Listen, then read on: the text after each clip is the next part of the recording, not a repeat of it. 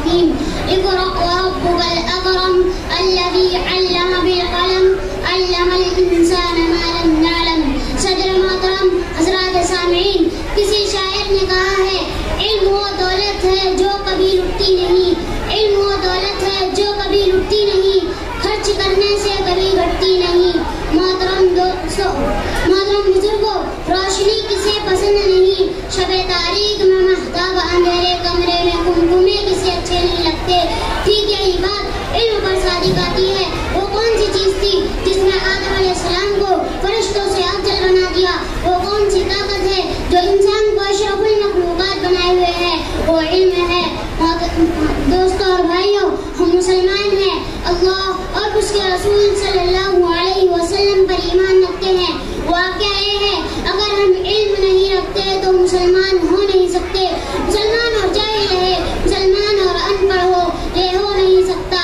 اللہ کی کتاب میں علم کی عظمت جگہ جگہ بیان کی گئی ہے. ارشاد باری تعالی ہے قل هل يستوي الذين يعلمون والذين لا يعلمون انما يتذكر اولو الالباب. اس کا ترجمہ یہ ہے، کہہ دیجئے کہ اہل علم کیا اہل علم اور نہ جاننے والے برابر ہو سکتے ہیں؟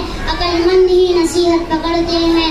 محترم دوستو، اگر آپ عقل والے ہیں، اگر آپ میں کچھ بھی دانش مندی ہے تو آپ علم کے اصول کے لیے دوڑے، خصوصاً دینی علم حاصل کرے.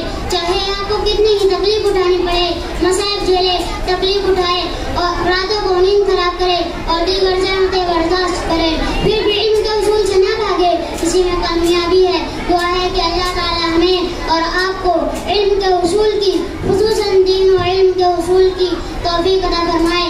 آمین. وآخر دعوانا الحمدللہ رب العالمین.